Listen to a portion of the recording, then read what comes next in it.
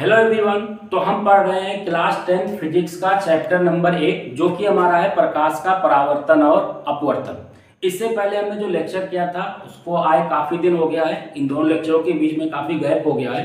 फिर भी आपको कुछ ना कुछ बातें तो वहाँ से याद ही होंगी कि पिछले लेक्चर में हमने क्या था।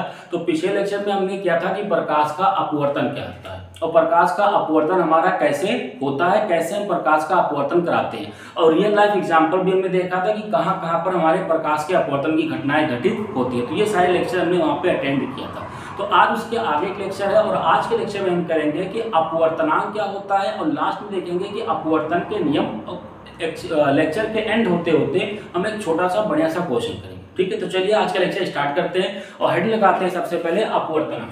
तो हेड लगा लो अपवर्तनांक। अपवर्तनांक मतलब रिफ्रैक्टिव इंडेक्स। अब देखो अपवर्तनांक क्या होता है, हमने पढ़ा था पिछले लेक्चर में कि हमारे जितने भी माध्यम होते हैं हर माध्यम में प्रकाश की चाल अलग अलग होती है। तो अपवर्तनांक से हम पता क्या करते हैं, जैसे मान लो मैं दो माध्यम ले लिया, एक माध्यम हमने लिया निर्वात और दूसरा माध्यम लिया हमने पानी। अब निर्वात में प्रकाश की चाल दूसरी होती है और पानी में प्रकाश की चाल दूसरी होती है। चीज हमने पिछले लेक्चर में देखा भी था। ठीक, निर्वात में कितनी होती है 3 × 10⁸ मीटर प्रति सेकंड और पानी में कितना होता है कि 2.25 × 10⁸ मीटर प्रति सेकंड के बराबर होती है। तो अगर हमें ये देखना होगा कि निर्वात में जो प्रकाश की चाल है वो पानी में प्रकाश की चाल से कितना गुना ज्यादा है, तो ये हमें कौन बताएगा, अपवर्तनांक बताएगा। तो सिंपल सा अगर अपवर्तनांक का मतलब लिखना चाहे तो अपवर्तनांक का मतलब लिख सकते हैं कि दो माध्यमों में कोई भी दो माध्यमों ले लो कि दो माध्यमों में प्रकाश के चाल की दो माध्यमों में प्रकाश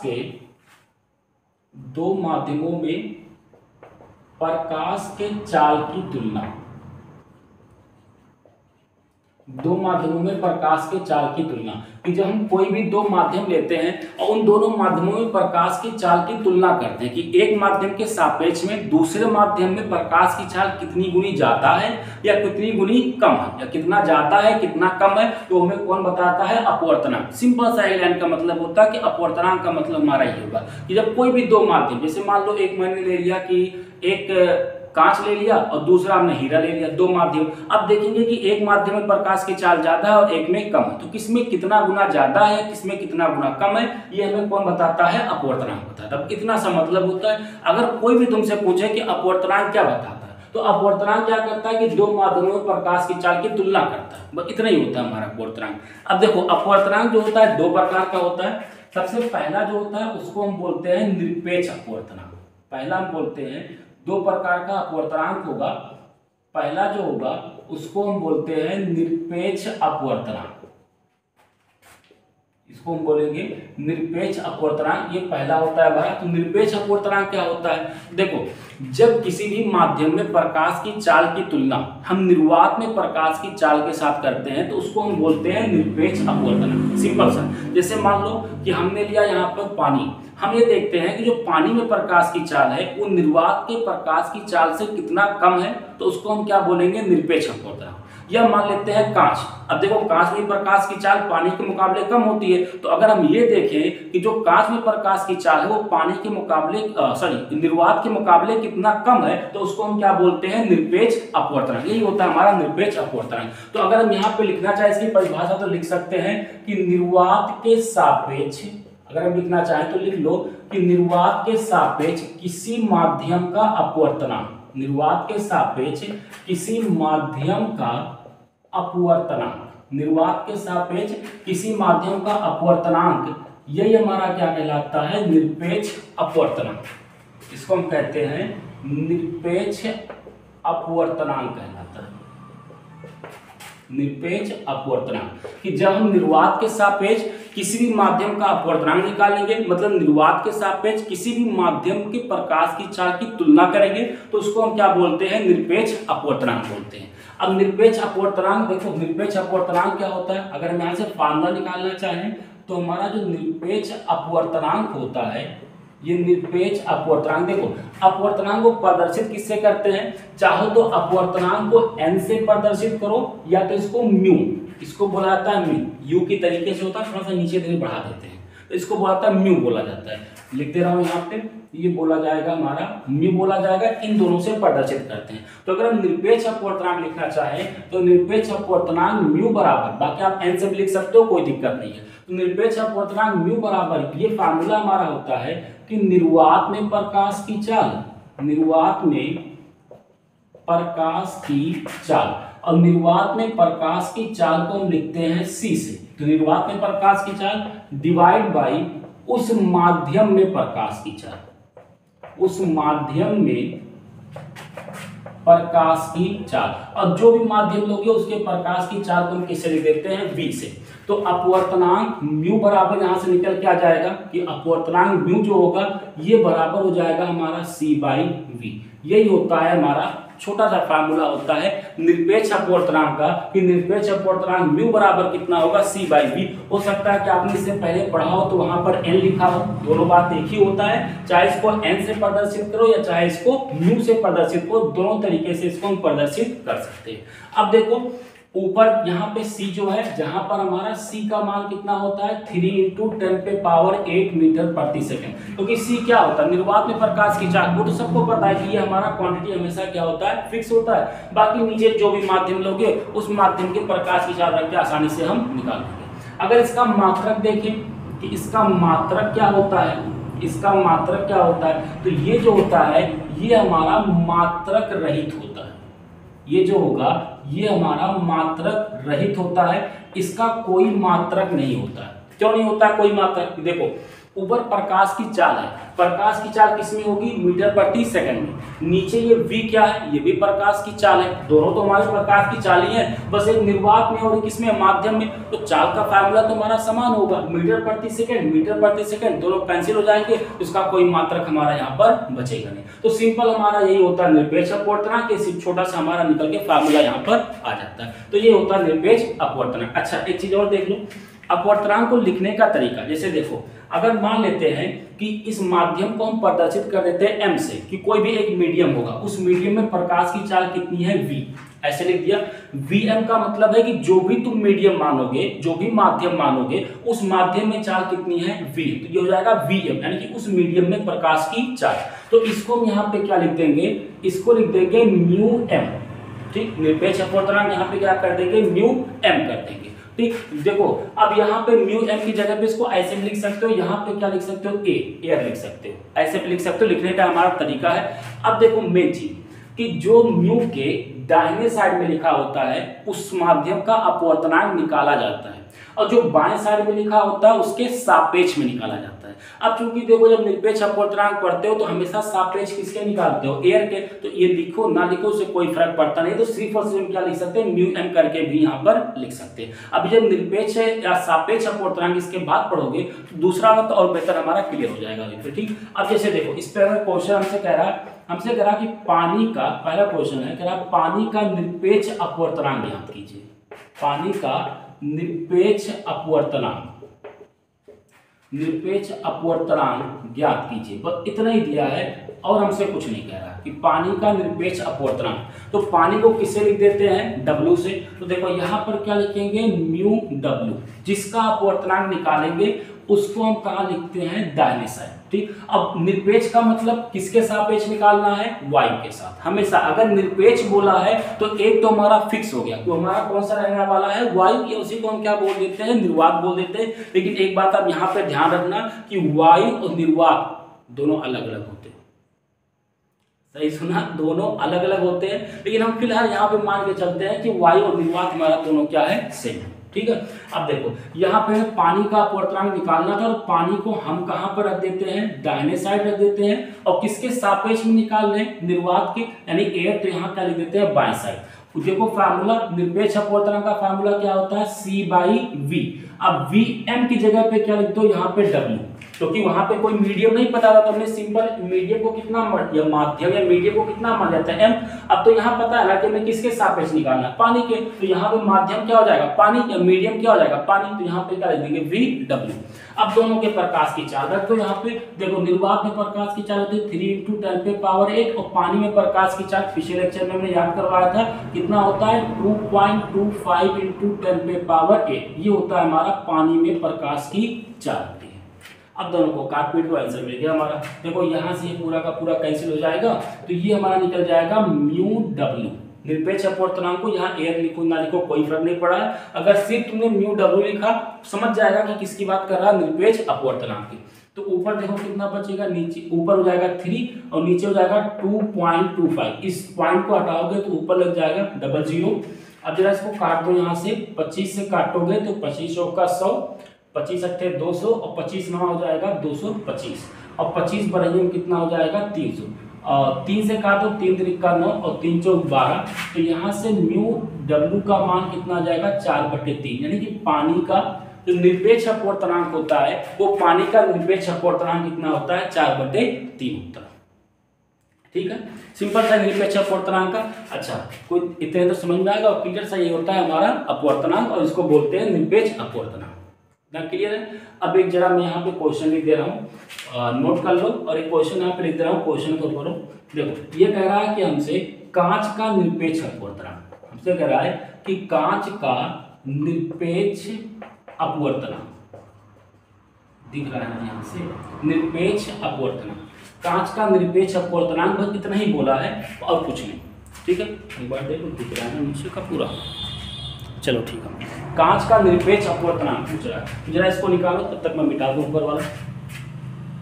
निकालो कांच का निरपेक्ष अपवर्तनांक। चलो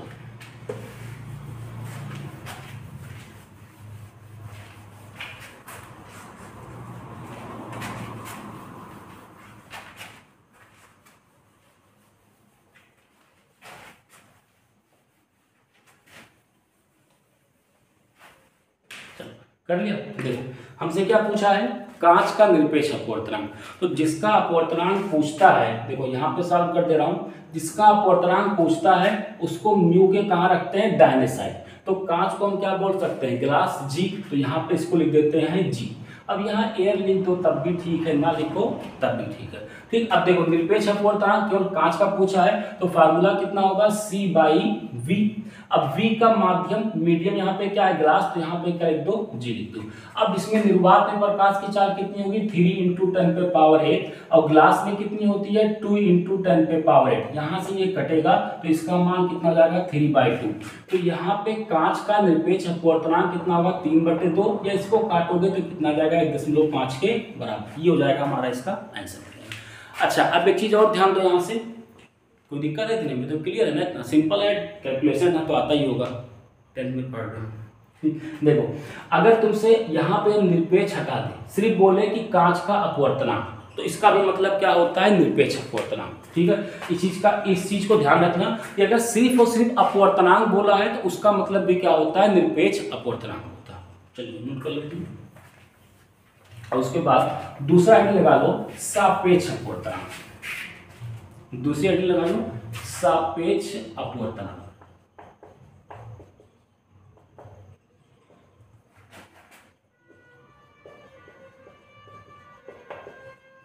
सापेक्ष अपवर्तनांक, देखो इसी को सापेक्ष अपवर्तनांक या कभी कभी इसको आपेक्षिक अपवर्तनांक भी बोल देता है। दोनों चीजें हमारी क्या होती है, सेम होती हैं, चाहे सापेक्ष अपवर्तनांक बोले चाहे इसको आपेक्षिक अपवर्तनांक बोले। देखो सापेक्ष अपवर्तनांक क्या होता है कि किसी एक माध्यम का, ऐसे लिखो कि किसी माध्यम का निर्वात के अतिरिक्त, ऐसे यहाँ पर लिख लो कि निर्वात के अतिरिक्त, निर्वात को छोड़कर किसी एक माध्यम का अपवर्तनांक, किसी एक माध्यम का अपवर्तनांक दूसरे माध्यम के सापेक्ष में, दूसरे माध्यम के सापेक्ष में। देखो जब निर्वात को छोड़ दो, निर्वात की बात मत करो, निर्वात के अलावा कोई भी दो माध्यम ले लो और उसमें जब किसी एक माध्यम का अपवर्तनांक निकालो दूसरे माध्यम के सापेक्ष में, तो उसको हम क्या बोलते हैं, सापेक्ष अपवर्तनांक, या उसी को हम बोलते हैं आपेक्षिक अपवर्तनांक बोला जाता है। अगर देखो अगर किसी भी माध्यम का अपवर्तनांक तुम निर्वात के साथ निकालोगे तो उसको क्या बोलेंगे, निरपेक्ष अपवर्तनांक। और निर्वात को छोड़कर कोई भी दो माध्यम, जैसे मान लो हमने एक ले लिया पानी और एक ले लिया कांच, अब हम कांच में निकाल रहे हैं कि कांच का अपवर्तनांक कितना होगा पानी के सापेक्ष में, तो अब ये हमारा क्या कहलाएगा, सापेक्ष अपवर्तनांक कहलाएगा। ठीक है, इसको लिखते कैसे हैं, देखो यहाँ पर अगर हम निकाल लेते हैं कि माध्यम 2 का, अगर हम निकालें 2 माध्यम माना, तो माध्यम 2 का अपवर्तनांक, माध्यम 2 का अपवर्तनांक माध्यम 1 के सापेक्ष, अगर हम निकालना चाह रहे हैं कि माध्यम 2 का अपवर्तनांक माध्यम 1 के सापेक्ष में, जैसे मान लो कि यहाँ पर हमने कोई भी 2 माध्यम मान रखा है, ये हमारा ऊपर वाला जो है ये हमारा माध्यम 1 है और नीचे जो है ये नीचे हमारा माध्यम 2। ठीक, यहाँ पे कोई भी 2 माध्यम हमने यहाँ से मान रखा है, इसका अपवर्तनांक मान लेते हैं कि μn है और इसका अपवर्तनांक कितना है, μ2 है।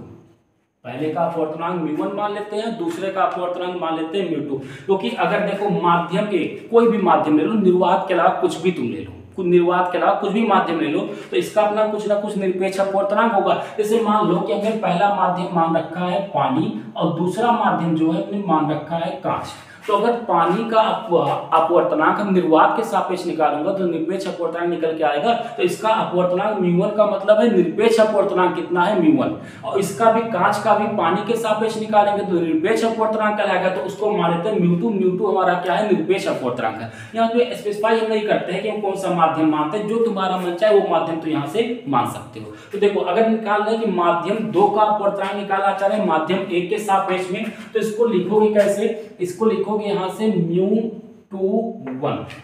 देखो फिर वही चीज कि यहाँ पे देखो समझने वाली चीज, जिसका अपवर्तनांक निकालते हैं उसको कहाँ लिखते हैं, म्यू के दाहिने साइड में, और जिसके सापेक्ष में निकालेंगे उसको कहाँ लिखेंगे, म्यू के बाएं साइड में। देखो माध्यम 2 का अपवर्तनांक 2 को निकालना है तो 2 को दाहिने साइड में और 1 को कहाँ लिख दिया है, बाएं साइड में लिख दिया। ठीक, तो ये हो जाएगा μ21। इसी बात को देखो ऐसे भी लिख सकते हैं, अगर लिखना चाहो जो हमने यहाँ पे लिखा μ21, इसको ऐसे भी लिख सकते हो μ21, ऐसे भी लिखा हुआ तुम्हें मिल सकता है कि जिसका निकालना है उसको म्यू के बगल में और जिसके सापेक्ष में निकालना होता है उसके बगल में लिखा जाता है। यहाँ पे दोनों तरीका हमारा लिखने का क्या होता है, सही, तो दोनों तरीके से इसको हम लिख सकते हैं। तो अब देखो इस बात को ऐसे भी लिख सकते हो कि ये μ2 डिवाइड बाई कितना हो जाएगा, μ1। μ1 हमारा क्या है, μ1 है माध्यम 1 का, μ1 जो है माध्यम 1 का निरपेक्ष अपवर्तनांक और μ2 जो है माध्यम 2 का निरपेक्ष अपवर्तनांक। अगर मान लेते हैं कि माध्यम 1 में प्रकाश की चाल v1 है और इसमें प्रकाश की चाल कितनी है, v2 है, तो अगर हम यहां से निकालें कि माध्यम 1 का निरपेक्ष अपवर्तनांक, माध्यम 1 का निरपेक्ष अपवर्तनांक, तो इसको लिखेंगे μ1, तो निरपेक्ष अपवर्तनांक कितना होता है, c/v, तो यहाँ पे हो जाएगा c/v1, क्योंकि पहले में प्रकाश की चाल कितनी है, v1 है। इसी तरीके से निकालो कि माध्यम 2 का, ऐसे निकालो कि माध्यम 2 का निरपेक्ष अपवर्तनांक, माध्यम 2 का निरपेक्ष अपवर्तनांक, तो माध्यम 2 का निरपेक्ष अपवर्तनांक हो जाएगा μ2, तो μ2 का मान कितना आ जाएगा हमारा यहाँ से, μ2 बराबर हो जाएगा c/v2 के बराबर निकल के आ जाएगा, क्योंकि निरपेक्ष अपवर्तनांक का फार्मूला सिंपल होता था कि μ बराबर कितना होता है, c/v। c क्या होता है, निर्वात में प्रकाश की चाल, और v क्या होता है, उस माध्यम में प्रकाश की चाल। तो देखो दूसरे वाले माध्यम में प्रकाश की चाल कितनी है, v2, और ऊपर तो क्या जाएगा, निर्वात में प्रकाश की चाल आ जाएगा। अब जरा यहाँ से देखो इसका मान रखो, तो अगर हम यहाँ से निकालें कि μ21 ये किसके बराबर हो जाएगा, μ2/μ1। ये क्या लिखा हुआ है कि दूसरे माध्यम का अपवर्तनांक पहले माध्यम के सापेक्ष में, तो μ2 का मान जरा यहाँ से रखो तो हो जाएगा c/v2 और μ1 का मान कितना जाएगा, c/v1। जरा इसको गुणे के रूप में करो, तो गुणे के रूप में जब इसको बदलोगे तो यहाँ से ये हमारा निकल जाएगा c/v2 इंटू v1/c, यहाँ से ये कैंसिल हो जाएगा, तो μ21 ये बराबर होगा μ2/μ1 या फिर बराबर होगा v1/v2। ये तो एक हमारा फार्मूला निकल कर यहाँ से आ गया कि अगर हम सापेक्ष अपवर्तनांक निकालते हैं तो सापेक्ष अपवर्तनांक का ये हमारा फार्मूला निकल के आता है। अब देखो इस फार्मूले में दो चीजें हैं, दोनों फार्मूलों को एक ही साथ में याद रखो, इसलिए दोनों फार्मूलों को एक ही साथ में हमने लिखा है। यहाँ तक कोई दिक्कत है इसमें? सिंपल क्या किया था, हमने माध्यम 2 का अपवर्तनांक निकाला किसके सापेक्ष में, माध्यम 1 के सापेक्ष में। तो जिसका अपवर्तनांक निकालते हैं उसको कहाँ रखते हैं, दाएं साइड में, और जिसके सापेक्ष में निकालते हैं उसको कहाँ रखते हैं, बाएं साइड में रखते हैं। बस ये हो गया। और ये जाएगा μ2 बाई μ1। लिखने का तरीका ऐसे भी है, μ2 क्या है, दूसरे माध्यम का निरपेक्ष अपवर्तनांक, μ1 क्या है, पहले माध्यम का निरपेक्ष अपवर्तनांक। हमने सीख रखा है निरपेक्ष अपवर्तनांक कैसे निकलता है, निकाल के रखा, तो ये फार्मूला निकल के हमारा यहाँ से आ गया। अब देखो जो ये फार्मूला बना है μ21, ये क्या हो जाएगा, μ2 बाई μ1। अब देखो यहाँ पे दोनों तरीके से क्वेश्चन तुमसे पूछ सकता है, हम आगे चल के दोनों तरीके से क्वेश्चन करेंगे। एक तो बोल देगा कि माध्यम 1 का निरपेक्ष अपवर्तनांक कितना है, माध्यम 2 का निरपेक्ष अपवर्तनांक कितना है, कहेगा कि 2 के सापेक्ष 1 का अपवर्तनांक बताइए। अब देखो अगर अपवर्तनांक के टर्म में दिया है तो फार्मूला ये लगाओगे। तो ये फार्मूला याद कैसे रखना है कि जिसका अपवर्तनांक पूछेगा उसका निरपेक्ष अपवर्तनांक ऊपर, और जिसके सापेक्ष में पूछेगा उसका निरपेक्ष अपवर्तनांक नीचे। और अगर चाल के टर्म में लिखोगे तो चाल कितना आया है, v1 बाई v2। तो चाल का सिंपल से याद रखो कि जिसके सापेक्ष में पूछा है उसकी चाल ऊपर, और जिसका पूछा है उसकी चाल कहाँ हो जाएगी, नीचे। तो ये होता है हमारा सापेक्ष अपवर्तनांक होता है। ठीक है, इतने में कोई दिक्कत है। फार्मूला याद करने का तरीका बता दिया कि अगर हम सापेक्ष अपवर्तनांक को निरपेक्ष अपवर्तनांक के टर्म में लिखेंगे तो तरीका ये होगा कि जिसका निकालना है उसका ऊपर, जिसके सापेक्ष में उसका निरपेक्ष अपवर्तनांक नीचे। और अगर सापेक्ष अपवर्तनांक को हम वेग के टर्म में निकालेंगे तो जिसके सापेक्ष पूछा उसका वेग ऊपर, और जिसका पूछा उसका वेग कहाँ हो जाएगा, नीचे। दो तरीका, दो तरीके से इसको हम याद रख सकते हैं। ठीक है, चलो नोट कर लो इतना, फिर क्वेश्चन इस पे कर लेते हैं। नोट कर लिया। तो ये था हमारा अपवर्तनांक। अपवर्तनांक 2 प्रकार का, एक होगा निरपेक्ष अपवर्तनांक और एक होगा हमारा सापेक्ष अपवर्तनांक। चलो सबसे पहला सिंपल सा कि चलो पानी का अपवर्तनांक, पानी का अपवर्तनांक कांच के सापेक्ष में, कांच के सापेक्ष में। जरा बताओ कि पानी का अपवर्तनांक कांच के सापेक्ष में कितना होगा। अब देखो, अच्छा एक डाउट और होता है कि कैसे पता करेंगे कि यहाँ पे सापेक्ष अपवर्तनांक है, कैसे पता करेंगे कि निरपेक्ष अपवर्तनांक है। तो जब केवल एक माध्यम दिया जाए, जैसे बोला है कांच का अपवर्तनांक, सिर्फ इतना, कांच का अपवर्तनांक या हीरे का अपवर्तनांक या पानी का अपवर्तनांक एक माध्यम देगा निर्वात को छोड़कर, तो उसको हम क्या मानेंगे, निरपेक्ष अपवर्तनांक। अब देखो निर्वात को छोड़कर यहाँ दो माध्यम दे रखा है, एक पानी और एक क्या दे रखा है, कांच, तो इसको हम क्या बोलेंगे, सापेक्ष अपवर्तनांक। पहचानने का ये हमारा तरीका होता है। तो देखो किसका अपवर्तनांक पूछ रहा है, पानी का, तो जिसका अपवर्तनांक पूछता है उसको कहाँ रखते हैं, दाहिने साइड में, और जिसके सापेक्ष में पूछता है उसको कहाँ रखते हैं, बाएं साइड में। निकल के आ गया हमारा जी। सिंपल लिखने का आसान सा तरीका होता है, सिर्फ इतना ही पहचानना कि किसका अपवर्तनांक तुमसे पूछ रहा है। देखो पानी का अपवर्तनांक, तो पानी को कहाँ रखेंगे, दाहिने साइड में, और किसके सापेक्ष में, कांच, तो कांच को कहाँ रख देंगे, बाएं साइड पर। सोलह खत्म। अब देखो यहाँ पे अपवर्तनांक तो दिया नहीं है, हमें प्रकाश की चाल याद है, उसी के टर्म में लिखना है। तो प्रकाश की चाल का फार्मूला क्या बना था कि ये वाला कहाँ जाएगा, ऊपर, मतलब जिसके सापेक्ष में पूछेगा उसकी प्रकाश की चाल ऊपर, और जिसका पूछेगा उसकी प्रकाश की चाल कहाँ हो जाएगी, नीचे। ये हो जाएगा म्यू डब्ल्यू जी। कांच में प्रकाश की चाल 2 × 10⁸, पानी में प्रकाश की चाल 2.25 × 10⁸। यहाँ से कैंसिल हो जाएगा, तो ये बनेगा 2 / 2.25, पॉइंट को हटाओगे ऊपर लगेगा 2 0, इसको काट दोगे 25 से, तो ये हो जाएगा हमारा 9, ये हो जाएगा 8, तो अपवर्तनांक कितना हो जाएगा, 8/9। तो म्यू डब्ल्यू जी यानी कि पानी का अपवर्तनांक कांच के सापेक्ष में कितना आ जाएगा, 8/9 आ जाएगा। सिंपल सा, ठीक। अगला देखो, खुद से करो अगले वाले क्वेश्चन को।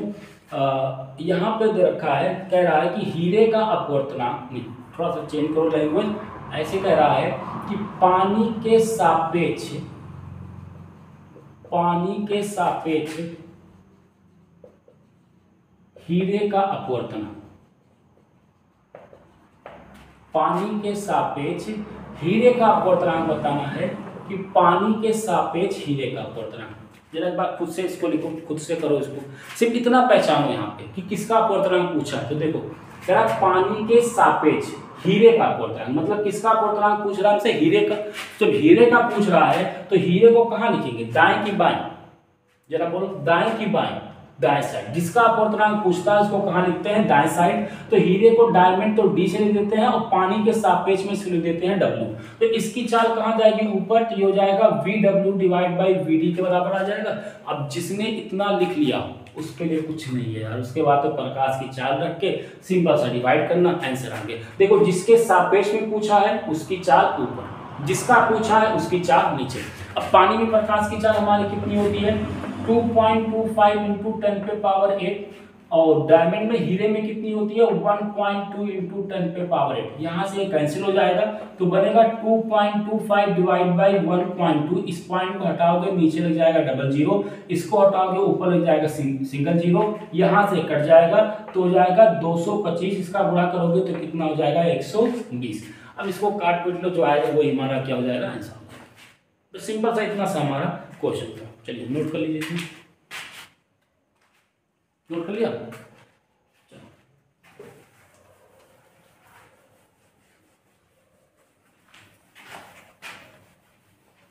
अब इसके बाद हमें देखना है कि अपवर्तन के नियम। तो हेड लगा दो, अपवर्तन के नियम।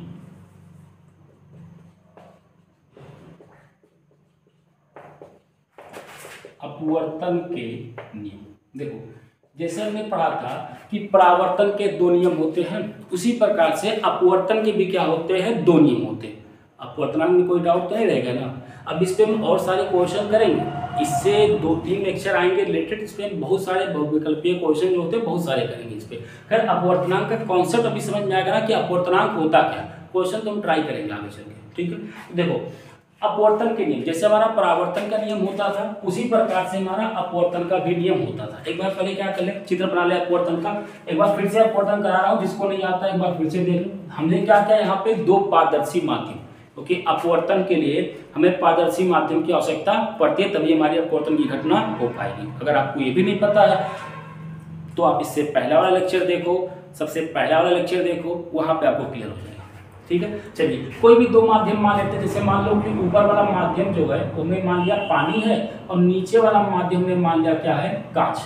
दो माध्यम ने यहाँ पे मान रखा है। अब सबसे पहला काम क्या होता है, आपतित किरण को खींचना। अपवर्तन कराने का तरीका याद रखो, कहीं पर भी तुम्हें अपवर्तन कराना होगा तरीका हमारा सेम रहेगा, इसमें कोई चेंज होने वाला नहीं है। सबसे पहले एक किरण खींचेंगे जिसको हम क्या बोलेंगे, आपतित किरण। ये किरण दोनों माध्यमों को अलग करने वाली सतह पर आकर पड़ती है। जो लाइन खींचा ये वो सतह है जो दोनों माध्यमों को क्या करता है, अलग करता है। तो ये हो जाएगा हमारा आपतित किरण। और सतह के जिस बिंदु पर पड़ेगा उसको आपतन बिंदु, और दूसरा काम क्या करेंगे कि आपतन बिंदु पर अभिलंब खींचेंगे। अब उसके बाद देखते हैं कि जिन दो माध्यमों को हमने लिया था उन दोनों माध्यमों में से कौन सा विरल माध्यम है और कौन सा सघन माध्यम। याद है ना विरल और सघन कैसे डिफाइन करते हैं, क्या भूल गए, खाबे पलट के देख रहे हो, चलो देख लो। अब बताओ पानी और कांच में से कौन सा हमारा विरल होगा। सीधा मैं लिख रहा हूँ, पानी क्या हो जाएगा विरल और कांच क्या हो जाएगा सघन। ऐसा क्यों, क्योंकि देखो जिसमें प्रकाश की चाल ज्यादा होती है उसे हम बोलते हैं विरल, और जिसमें कम होती है उसे हम बोलते हैं सघन। तो इसमें ज्यादा है तो ये विरल और इसमें कम है तो ये सघन। अब प्रकाश की चाल विरल से कहाँ जा रही है, सघन। और जब विरल से सघन जाती है तो अभिलंब की ओर झुकती है या अभिलंब से दूर हटती है। तो ये किरण क्या होगी, अभिलंब की ओर। देखो जाना चाहिए सीधा, लेकिन थोड़ा सा क्या होगा, अभिलंब की ओर हमारा झुक जाएगा। तो यहाँ पे ये कोण बनेगा हमारा आई, आपतन कोण, और यहाँ पे ये कोण बनेगा, ये कोण हमारा कौन सा हो जाएगा, अपवर्तन कोण। तो इसी तरीके से हम प्रकाश का अपवर्तन कराते हैं। तो अब देखो पहला नियम क्या होता है, पहला नियम वही है जो हमने परावर्तन में पढ़ा था। तो पहला नियम हमारा होता है कि आपतित किरण, पहला नियम है कि आपतित किरण आपतन बिंदु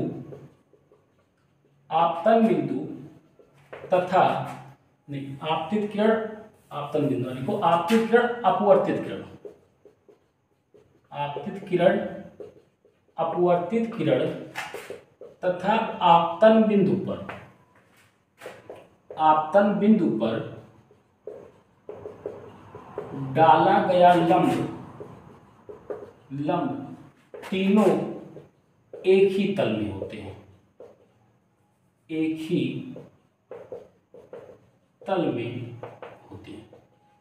ये हमारा पहला नियम, वही पहला नियम है जो वहाँ पे हमने बताया था पूरा एक्सप्लेन करके कि एक ही तल में होते हैं। आगे लिखा होता है कागज के तल में, क्योंकि हमारा कागज का तल क्या होता है 2D होता है, XY प्लेन होता है, XY तल होता है, तो उसी XY तल में ये हमारे होते हैं, वही पूरा, इसमें कुछ नया चेंज नहीं है। दूसरा नियम हाँ इंपॉर्टेंट है, इसको पहले लिख रहा हूँ फिर बता रहा हूँ। दूसरा नियम क्या होता है कि किन्हीं दो माध्यमों के लिए, किन्हीं दो माध्यमों के लिए, किन्हीं दो माध्यमों के लिए तथा एक ही रंग के, एक ही रंग के, एक ही रंग के प्रकाश के लिए, प्रकाश के लिए आपतन कोण की ज्या मतलब साइन, आपतन कोण की ज्या साइन तथा अपवर्तन कोण की ज्या साइन का अनुपात एक नियतांक होता है, एक नियतांक होता है। ये हमारा होता है दूसरा नियम कहलाता है, इसको हम बोलते हैं दूसरा नियम। देखो दूसरा नियम सबसे इंपॉर्टेंट है, यही हमारा मेन नियम होता है। पहला नियम तो बहुत आसान होता है, क्या कह रहा है किन्हीं दो माध्यमों के लिए, माध्यम का मतलब यहाँ एक पारदर्शी माध्यम हमारा है कि अपवर्तन किसमें होगा, पारदर्शी माध्यम में। तो कोई भी दो माध्यम के लिए तथा एक ही रंग के प्रकाश के लिए, ये वर्ड बहुत इंपॉर्टेंट है, एक ही रंग के प्रकाश। एक ही रंग क्यों बोला है, क्योंकि हमें पता है कि हमारा जो श्वेत प्रकाश होता है, मतलब जो सूर्य का प्रकाश होता है, इसमें टोटल हमारे 7 कलर होते हैं। इससे पहले लेक्चर में हमने बताया था कि सबकी तरंगदैर्घ्य भी क्या होती है, अलग अलग होती है। तो देखो 7 कलर होते हैं, इसको हम बिग व्योर के नाम से जानते हैं। और हर रंग के प्रकाश की चाल क्या होती है, अलग अलग होती है। नई चीज, हर रंग के प्रकाश की चाल क्या होती है, अलग अलग। उसमें 7 रंग होते हैं, 7 रंगों के प्रकाश की चाल भिन्न भिन्न होती है। इसीलिए अगर मान लो हमने एक नीले रंग का प्रकाश की किरण डाला और एक हम क्या करते हैं बैंगनी रंग का प्रकाश की किरण डालते हैं, तो अब देखेंगे कि दोनों का अपवर्तन कोण जो होगा ये R दोनों का क्या आएगा, अलग अलग, क्योंकि दोनों की प्रकाश की चाल हमारी क्या होती है, अलग अलग होती है। क्योंकि बहुत ज्यादा वेरिएशन नहीं होता है, लगभग 3 × 10⁸ के आसपास, कोई 2.999 होती है, कोई 2.998 होती है, ऐसे ही होती है, बहुत ज्यादा वेरिएशन इसमें नहीं होता। लेकिन सभी रंगों की प्रकाश की चाल अलग अलग होती है, इसलिए हमें मेंशन करता है एक ही रंग का डालना, अलग अलग डालोगे तो सबका अपवर्तन कोण अलग अलग आएगा, तो सारी कहानी हमारी क्या होगी, पलट जाएगी। तो एक ही रंग के प्रकाश के लिए आपतन कोण की ज्या, आपतन कोण क्या है I, तो यहां से हमारा साइन I और अपवर्तन कोण की ज्या जो है वो R, यानी कि sine I divide by sine R जो होगा ये बराबर होता है एक नियतांक के, नियतांक के बराबर होता है। और यही स्नेल का नियम है, यही स्नेल का नियम कहलाता है, यही हमारा स्नेल का नियम कहलाता है। इसी को हम बोलते हैं स्नेल का नियम बोलते हैं कि sine I by sine R बराबर नियतांक, ये हमारा क्या कहलाएगा, स्नेल का नियम। तो अगर हमें स्नेल का नियम बोला जाए तो सिर्फ और सिर्फ क्या लिखेंगे, दूसरा नियम लिख के इतना बात कर दो कि ये हमारा क्या हो जाएगा, स्नेल का नियम हो जाएगा। अगर एग्जाम में तुमसे पूछ रहा कि अपवर्तन के नियम लिखो तो दोनों लिखना पड़ेगा, ये सब करना पड़ेगा। लेकिन अगर तुमसे सिर्फ बोला कि स्नेल का नियम लिखो तो स्नेल के नियम में सिर्फ ये दूसरा नियम लिखोगे, वही हमारा क्या हो जाएगा, स्नेल का नियम। यहाँ पे इंपॉर्टेंट बात जो थी हमने बता दिया कि यहाँ पे एक ही रंग लेना, क्योंकि हर रंग के प्रकाश की चाल क्या होती है, अलग अलग। ये अगले चैप्टर में आप और बेहतर से समझ पाओगे, ठीक है। अब देखो यहाँ पे जो नियतांक होता है, जो हमारा नियतांक होता है, ये नियतांक हमारा बराबर होता है sine I by sine R बराबर नियतांक। ये जो यहाँ से हमने लिखा है ये नियतांक, और नियतांक बराबर होता है दूसरे माध्यम का अपवर्तनांक पहले माध्यम के सापेक्ष में। हमेशा ये जो नियतांक होगा, ये नियतांक हमारा बराबर होगा दूसरे माध्यम का अपवर्तनांक पहले माध्यम के सापेक्ष में। अब दूसरा माध्यम कैसे मानते हैं, देखो जैसे यहाँ पर हमने लिया था, ये हमने आपतित किरण डाला था, चित्र बनाए थे ना, ये आप अभिलंब हो गया और ये हमारा क्या हो गया, अपवर्तित किरण, ये पहला माध्यम हो गया, अब ये हमारा क्या हो गया, दूसरा माध्यम। तो नियतांक जो होता है वो हमेशा बराबर होता है दूसरे माध्यम का अपवर्तनांक पहले माध्यम के सापेक्ष में। यहाँ पे एक चीज ध्यान रखना, बहुत इंपॉर्टेंट बात है, दूसरा माध्यम किसको मानोगे, जिसमें अपवर्तित किरण जाएगी वही क्या हो जाएगा, दूसरा माध्यम होगा। आगे हम पढ़ेंगे उत्क्रमणीयता का सिद्धांत, जो कि आएगा अगले लेक्चर में, क्योंकि समय ज्यादा हो जाएगा, तो अगले लेक्चर में मिलेंगे तो वहां पर इसका इस्तेमाल हम करेंगे। फिर से बता रहा हूँ, फिर दूसरा माध्यम होगा, ये दूसरा माध्यम किसको मानेंगे, जिसमें अपवर्तित कर जाएगा उसको हम मानेंगे दूसरा माध्यम। यहाँ पे लिखने से कुछ मतलब नहीं है, हमने तो ऐसे लिख दिया कि पहला और ये हमारा क्या दूसरा। अगर मान लो यही किरण नीचे से ऊपर जाता तो ये हमारा पहला वाला जो होता उसको हम इसके टर्म में जब लिखते तो मानते दूसरा माध्यम और इसको क्या मानते पहला। तो सिंपल सी बात याद रखो कि जो दूसरे माध्यम का अपवर्तनांक पहले माध्यम में यहाँ पे लिखते हो तो इसका मतलब ये होता है कि जिस माध्यम में प्रकाश की किरण जाएगी, यानी कि अपवर्तित किरण जिस माध्यम में जाएगी उस माध्यम को हम क्या मानते हैं, दूसरा माध्यम। इतनी बात को याद रखना, अगले लेक्चर में इसका इस्तेमाल बहुत ज्यादा है। ठीक, अब देखो इसके बराबर हो जाएगा तो यहां से लिख सकते हैं कि sine I divide by sine R, इसको अपवर्तनांक के टर्म में n2/n1 करके लिख सकते हैं। अभी देखो जहां पे मैं सापेक्ष अपवर्तनांक लिखा था इसे लिखा था कि जिसका अपवर्तनांक पूछा जाता है उसका निरपेक्ष अपवर्तनांक ऊपर और जिसके सापेक्ष में उसका निरपेक्ष अपवर्तनांक कहां होता है, नीचे। तो n2/n1 क्रॉस मल्टीप्लाई कर दोगे तो ये हो जाएगा n1, तो ये हो जाएगा हमारा n1 साइन आई बराबर का n2 साइन का r, ये हो जाएगा हमारा नियम। और इसी को हम बोलते हैं स्नेल का सममित रूप भी बोला जाता है। स्नेल का सममित रूप बोल दो या सिंपल फार्मूला याद रखो कि n1 साइन आई बराबर का n2 साइन r के बराबर होता है। ठीक है, तो ये था हमारा अपवर्तन के दो नियम होते हैं। और जब भी अगर अपवर्तन का नियम मान लो बोर्ड एग्जाम में पूछ रहा है तुमसे तो ये पूरा लिखना यहां तक कर दोगे तो और बेटर रहेगा। और चित्र भी साथ के साथ बनाना, तो चित्र हमने यहाँ पे मिटा दिया जगह की कमी के कारण, समझ रहे हो। ठीक है, तो चित्र भी यहाँ पे बनाना और सिर्फ स्नेल का नियम पूछेगा तो सिर्फ इतना लिख देना, ये भी मत करोगे तब भी हमारा काम हो जाएगा। ठीक है, चलिए नोट कर लीजिए, इसको एक क्वेश्चन करते हैं। नोट कर लिया, देखो पहले क्वेश्चन लिख दे रहा हूं। क्वेश्चन कह रहा है यदि कोई प्रकाश किरण सतह के लंबवत आपतित होती है,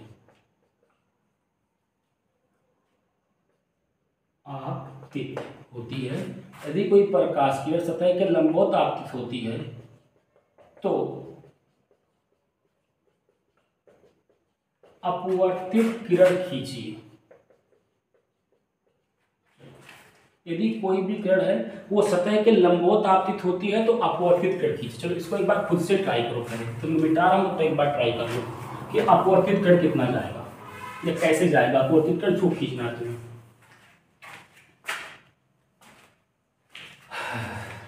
खींच लिया, इसको खींचा। चलो अब हम देखते हैं, मान लेते हैं कि ये हमारा क्या है, कोई भी एक सतह है। ठीक, आपतित किरण जो है, कोई भी प्रकाश किरण सतह के कैसे लंबवत होती है, आपतित लंबवत होती है। ठीक, तो ये हमारा सतह हो गया। तो आपतित किरण जो हमें खींचना है वो सतह के से लंबवत खींचना है। अभी तक तुमने अगर ध्यान दिया होगा तो हमने जब भी अपवर्तन कराया था तो उस अपवर्तन में जब भी किरण को हम खींचते थे तो आपतित किरण को हमेशा कैसे तिरछा खींचते थे, याद है तुम्हें। देखो अब तक जितना अपवर्तन कराया सब में ऐसे तिरछा खींचते थे, तो क्या हमेशा तिरछा ही प्रकाश की किरण पड़ती है, ऐसा जरूरी तो है नहीं यार। हो सकता है कि प्रकाश की किरण सीधा पड़े। जैसे मान लो कि तुम पानी लेते हो एक टब में और टब में पानी लेने के बाद ऊपर से टार्च को सीधा जला देते हो, सीधा ऐसे तिरछा जलाओगे तब प्रकाश की किरण पानी में कैसे आपतित होगी, तिरछे। ऐसे सीधा कर दोगे तो कैसे आपतित होगी, सीधे। ऐसे भी तो हो सकता है। तो तिरछे वाली कहानी तो हमने बहुत सारा पढ़ लिया, सीधे वाला बताओ सीधे वाला कैसे जाएगा। तो अब देखो ये आपतित किरण हो जाएगा और आपतित किरण सतह के जिस बिंदु पर आता है वो बिंदु कौन सा हो जाएगा, आपतन बिंदु। तो आपतन बिंदु पर जब लंब खींचोगे तो क्या लंब भी हमारा इसी रेखा पर निकल के आ जाएगा। अगर लंब इसी रेखा पर निकल के आ गया तो क्या एंगल आई का मान 0 हो गया।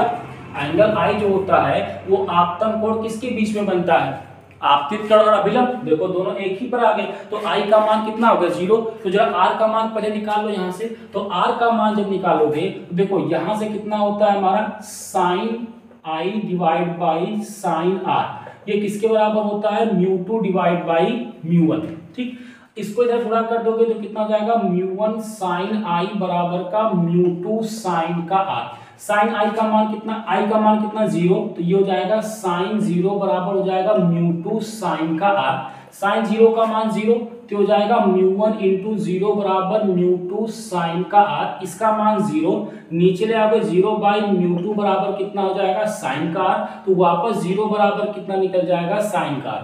अब इसको ऐसे भी लिख सकते हो कि साइन r बराबर कितना हो जाएगा 0। अब देखो साइन r का मान 0 कब होगा, या 0 को देखो ऐसे भी लिख सकते हैं कि साइन का 0, साइन 0 का मान कितना था 0, तो 0 को लिख सकते हैं साइन 0, साइन को उधर ले जाओगे तो r बराबर हमारा हो जाएगा साइन इनवर्स साइन का 0, तो r का मान कितना आएगा 0। लेकिन जो हमारा अपवर्तन कोण था उसका भी मान कितना आ गया 0, मतलब हमारी ये किरण जो होगी वो सीधा आगे की तरफ बढ़ती हुई चली जाएगी। तो ये किरण जो होगी ये हो जाएगी हमारी आपतित किरण, ये हो जाएगा आपतित किरण, और ये जो होगा ये हमारा क्या बन जाएगा अपवर्तित किरण बन जाएगा। ये हमारा क्या बन जाएगा अपवर्तित किरण। यानी कि अगर कोई भी प्रकाश की किरण किसी सतह पे लंबवत आपतित होती है तो बिना विचलित हुए सीधा आगे की तरफ क्या होती है निकल जाती है। अब तुम देखो पानी में ऐसे टब ले लो या बाल्टी ले लो, कुछ भी ले लो, छोटा सा भगोना ले सकते हो, उसमें टार्च जलाओ ऐसे सीधा, देखोगे प्रकाश की किरण सीधा निकल जाएगी, वो कहीं तिरछी नहीं होगी, अपने मार्ग से विचलित नहीं होती है। अब एक इंपॉर्टेंट चीज, तो जब प्रकाश की किरण अपने मार्ग से बिना विचलित हुए सीधा आगे की तरफ निकल जाती है, इंपॉर्टेंट बात बता रहा हूं, यहां पर लिखो कि जब प्रकाश की किरण बिना विचलित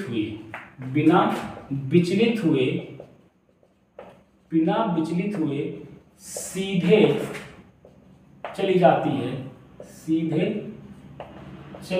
है तो उसे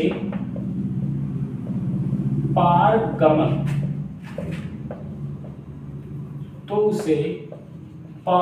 कहते हैं।